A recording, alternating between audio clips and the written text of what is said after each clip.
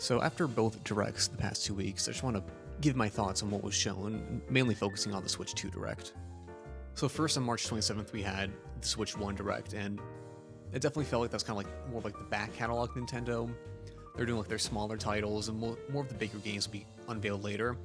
Not to say that the games were bad, like I love Rhythm Heaven and Tomodachi Life, but they definitely wanted to save the bigger games for the Switch 2 presentation. As much as I love Tomodachi Life and Rhythm Heaven, like those are not system sellers by any means, so why lock them to the newer system when you can already expose more people to them on the older system, which has the larger install base. So in that direct we got Rhythm Heaven, which I'm incredibly excited for. It's been way too long since our last game on the 3DS back with Megamix. Once they showed off who I'm assuming like the host of the game is going to be, like the design of that and also the little click sound with the dialogue, like I immediately knew it was going to be Rhythm Heaven. That sound effect is just like ubiquitous with the series at this point. And I'm also happy to see that Sunku is returning as the composer for the game.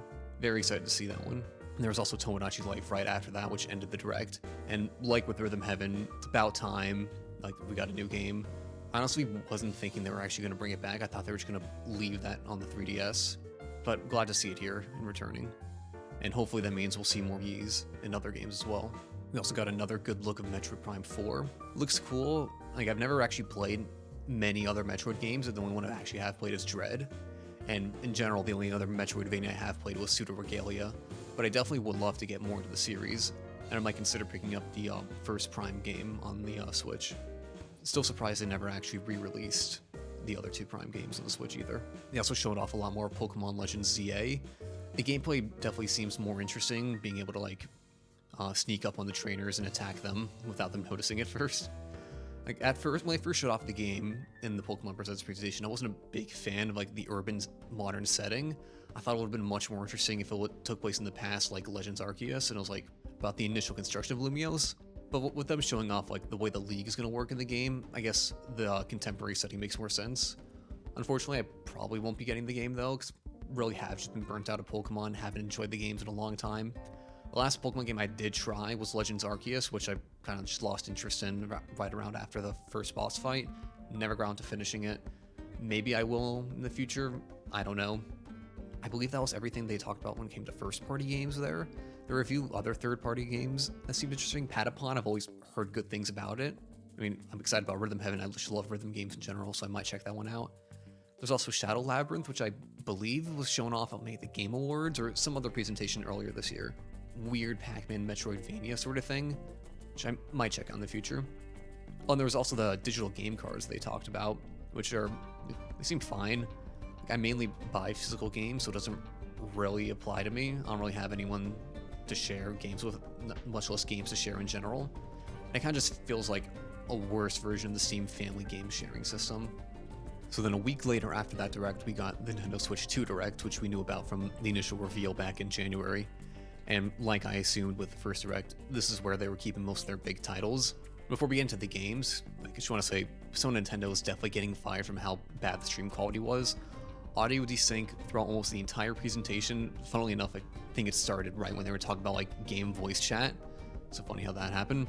And then during one of the third-party sizzle reel moments, it just froze completely. So no one saw any gameplay of Cyberpunk, Enter the Gungeon 2, or the Final Fantasy VII Remake.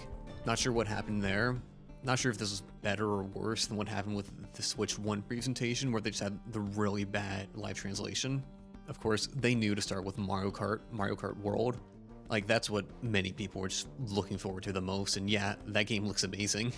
Like, none of the theories I mentioned in my previous video ended up being true as to what like the main gimmick would be. It's just an open world Mario Kart, and I do hope they include the option to play races as just normal, like a 3-lap race, instead of having to do the whole like driving between the courses part. They may have mentioned that already, I might have missed that. Very interesting choices for new characters in that little like sizzle reel bit I did in the video. I don't think a single one of those characters like actually made it in. I'm not sure what made them decide to go with like sort of just like the enemies of Mario instead of like proper characters like the Brutals, but still, like, I'm glad to see the roster is that big. And yeah, of course, everyone's talking about the cow is funny. Might be a hot take. I'm glad that kart customization is gone. I always felt like it kind of just like muddied the process of like getting into a race. Whereas in a game like Mario Kart DS or Wii, you just pick your character and your car and you go. Whereas in the newer games, 7 and 8, which kind of felt just annoying to like, okay, gotta pick my wheels, now I gotta pick my glider, and I'm glad it's just more streamlined. Also, the little taste of the music we got is just amazing. Sounds like they probably got back some the members of the bands like T-Square and Dimension to record the music like they did with Mario Kart 8, which is always amazing to see. One of like the weaker points, I don't see it get mentioned as much about the booster pack course, which is like the drop in quality of the music. Like having that live band playing just like really elevates the quality of the game so much. Going back to the whole like open world aspect of the game, if they do end up going with DLC for the game, because what we can see from the map so far, it's probably going to go back to 32 races in total, which I'm surprised with. I assumed they would have made 48 the standard, but they definitely seem to be going for quality over quantity here. But with DLC, if they were to add more DLC courses, where in the map would they go? Like, would they introduce like a second continent or something? Or would it be just like not part of the map, which would kind of make them feel disconnected from the rest of the game? Not sure. After Mario Kart, they started talking about the console itself, and finally introduced game chat with the C button on the controller, which, yeah, finally they included something that's been on other consoles for almost 2 decades now. I mean, glad it's there, but like, I don't know, should have been doing this a while ago. I mean, it kind of sort of was on the Wii U, but like, it wasn't that good, and it was the Wii U, so like, who cares? Like, I'm not sure if they did mention that there was a microphone on the Pro Controller or not, but I assume you can use that headphone jack to double as a microphone input as well. And then speaking of the Pro Controller, it is cool to have the extra programmable buttons on them. I'm not sure what I would use them for, but glad they're there. If I were to get it, I probably would only just pick up the one though, because it doesn't seem like there's going to be much reason to get it over the original Switch Pro Controllers, which I already have 4 of. So I don't really need more. I might just get the one just to have it, and I'm fine with the rest. And we also got a glimpse of the UI during the segment, and unfortunately, it still has that same bland Switch 1 design. Very disappointed to see. But hopefully they do end up bringing themes along. Surprisingly, they also brought back download play from the DS and 3DS, calling it Game Share now. Which, yeah, I'm glad that's back. I assumed, like, the reason they never brought it back for the Switch 1 was because the games were just too large, and, like, the time it would take to send the games to the other console would just take too long. But I guess they did manage to find a workaround for it, and very cool that they're going back and adding free updates to older games to add support for that. In general, it's just good that, like, okay, if you want to play with your friends, you don't need to buy multiple copies of the game, because, yeah, buying multiple copies of the game, that's kind of annoying sometimes. And then they also went over, like, the specs of the system, and I was not expecting 4K and up to 120 frames per second. Like, that was beyond what I was thinking. Like, I know people kept saying, like, oh, it was going to be, like, a PS4 Pro level or so. I don't have a PS4, so I don't know off the top of my head how exactly powerful that is. So I'm assuming that is how powerful it is. Having a fan built into the dock itself is also really nice to have. My year 1 Switch, I got it like maybe like a month after release. It is dying whenever it tries to play Xenoblade. And for a while back, the fan just broke, and I had to replace it, and I had to do a really jank compromise for a while, where I just taped an ice pack to the dock, and that kept it from overheating. Also, the dock only has 2 USB ports now, which is kind of lame. Maybe there are others in there that just couldn't get a good look at, but yeah, only 2. It's kind of lame. The original Switch had 3, and the Wii U had 4. I think 4 should be like kind of the standard. Or like 2 USB-As and maybe like 2 USB-Cs on there. To show off a lot of the new features for the Switch 2, they also announced the Welcome Tour game, which is by far the most tech demo game they've released in the past. Like, the Wii had Wii Sports, the Wii U had Nintendo Land, the Switch had 1-2 Switch. This is like, I think they literally just said the word tech, called it a tech demo in that presentation. And I find it very strange that it's not pre-installed. This feels like a very, like, you want it on your system when you get it to, like, show people, okay, why did I pay money to buy this? Why should I care? And it'll show off, okay, right there, without an extra charge, what it can do. Kind of like how Face Raiders in the 3DS was showing off the built-in gyroscope, and like AR games was showing off like the augmented reality capabilities. And then Street Pass Me Plaza was all about Street Pass. And like, hopefully it will be like, like $5 or so, that I think would be the max anyone would want to pay for that. They also confirmed that many Switch 1 games will receive Switch 2 editions in the form of DLC. I think they're calling it like an upgrade pack. which some games will include new content, while others will just be like performance enhancements. Talked about Mario Party Jamboree getting like a new like camera and microphone based mode. I honestly felt like they were talking about that for way too long. That should have like been its own like separate YouTube video. Breath of the Wild also, like the additions are kind of lame. It's just a GPS on your phone. Wow. Tears of the Kingdom's also getting the GPS, but they're also adding the ability to share Ultra Hand creations, which that honestly should have been in the game from the start. Kirby and the Forgotten Land is also receiving an additional campaign, which I'm surprised did not come sooner, but sure, I guess. Metroid Prime 4 will receive the mouse controls that I predicted would be in the previous video. Pokemon Legends ZA will also be receiving a Switch 2 version, but it seems to be only a performance update. In my previous video, I said that I did not think there would be any sort of like Switch 2 exclusive version, but I guess I was wrong about that. But since it does seem to be just performance, I guess that makes sense, not really high effort there. And I think they said other games would be getting Switch 2 versions. I'm not sure if they said anything about it, but a lot of games, especially the Xenoblade games and other like big open worlds, I hope at the very least like they get just performance updates. I also hope they end up doing more DLC characters for Xenoblade X, but I also hope that's not like a Switch 2 exclusive sort of thing. That should just be part of the original version. The first real game that they announced there, if you don't count the guided tour thing as a real game, was Drag X Drive, Drag Cross Drive, the wheelchair game. Like, I'm not sure if they ever said how to actually say the name. I think Drag and Drive is what it's going to be called. But honestly, that one just doesn't seem all too interesting. From a gameplay perspective, it seems more just like a cool use of the mouse if you already have the console, rather than using the mouse controls as the reason to get the console. The gameplay just doesn't seem like it'd be that fun to play, especially because you have to be like hovering over like a table or a desk or whatever to actually play it. Whereas when you're playing a console game, you kind of just want to be relaxed on a chair or a couch and just sit back with a controller. I also feel like it lacks a lot of personality. Kind of felt like someone told them to make a game about wheelchair basketball, but told them like, or didn't give them any direction as to like how the game should look, and went with the most like generic looking characters and design. And unfortunately, I do think it will end up following the Splatoon formula of having just very little content at launch, but adding more through free updates, which will result in it falling off like ARMS did, due to little interest in the title because of that initial lack of content. But at least with ARMS, like ARMS had like a unique identity to it. ARMS has a very distinct look to it, with the music and soundtrack and character designs. This, like I said, just kind of looks like the most generic idea of a wheelchair basketball game. And I really don't see this doing all too well unless they showcase some like new idea in like the future. They also announced a new Hyrule Warriors game, this time based on the Imprisoning War from Tears of the Kingdom. Yeah, it's cool that like they're doing this again, but I'm worried that they're gonna, if you know anything about Age of Calamity, you know they kind of messed that game up in terms of like the story. So basically for Age of Calamity, it was all framed as being like, oh, this is what happened 100 years before Breath of the Wild. This was the big war before Hyrule fell. And it starts off like that, but then it starts introducing time travel shenanigans that like ended up making it a non-canonical prequel, and they end up defeating Ganon 100 years before the game, before Breath of the Wild.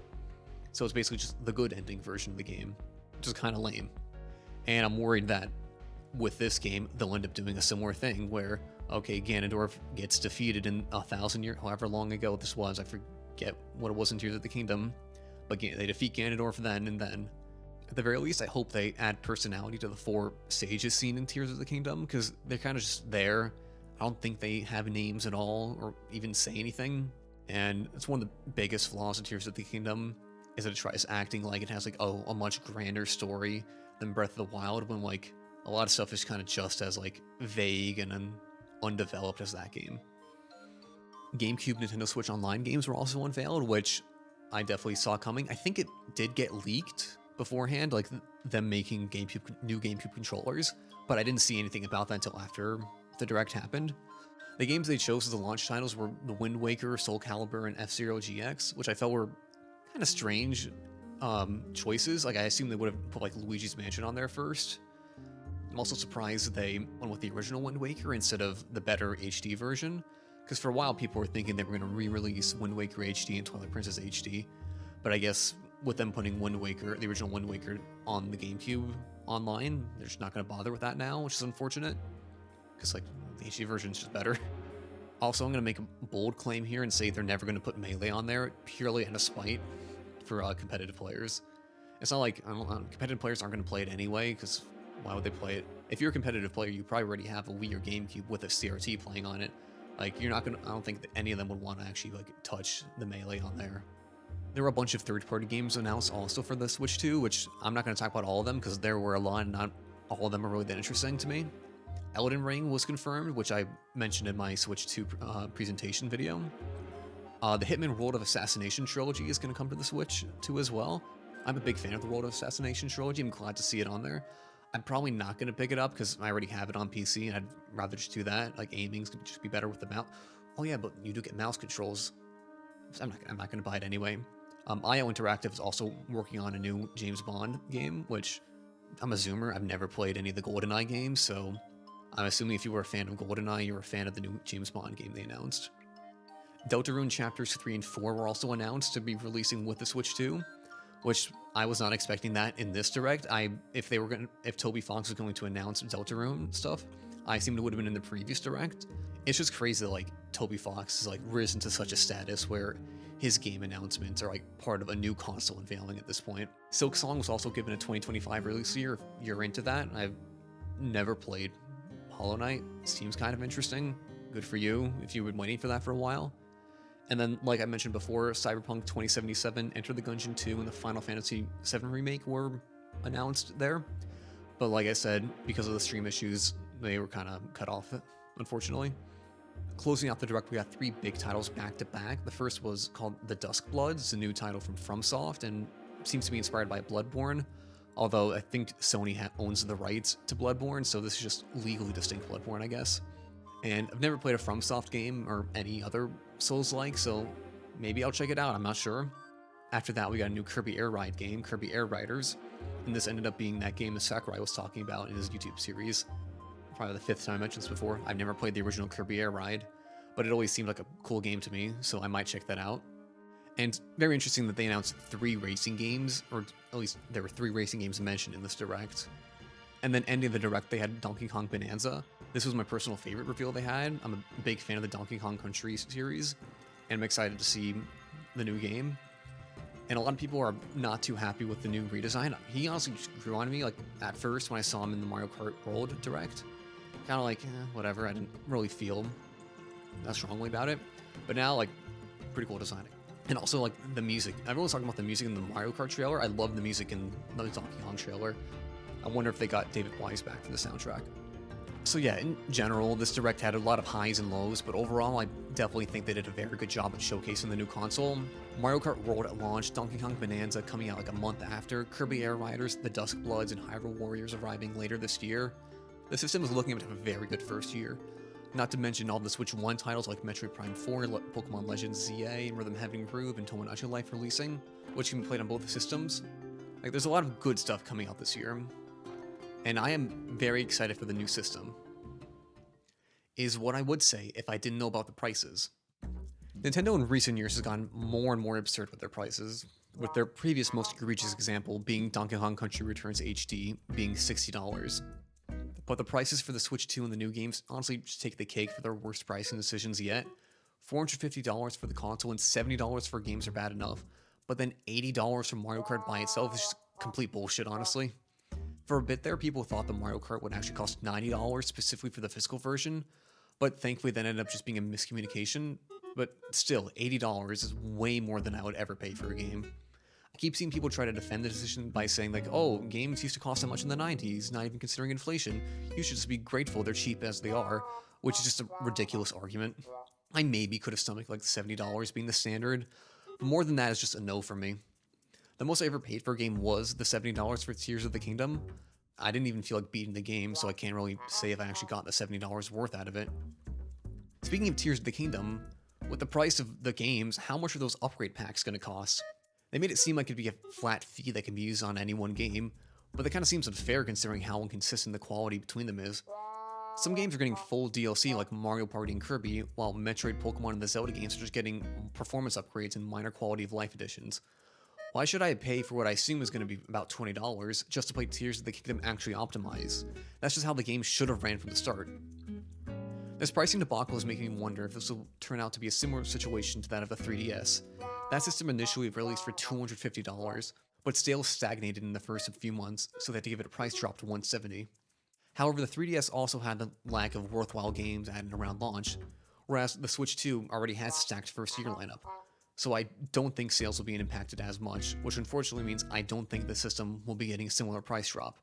Unfortunately, because of the ludicrous prices, I do not think I'll be picking up the Switch 2 at launch. With Rhythm Heaven and Tomodachi Life releasing on the Switch 1 and Xenoblade Chronicles X still keeping me busy, there really is no reason for me to go all in right away. It really is a shame. I was hoping this would be my first console I ever buy day one, but unless they introduce price cuts or give a proper justification for the prices, I really don't see myself picking it up.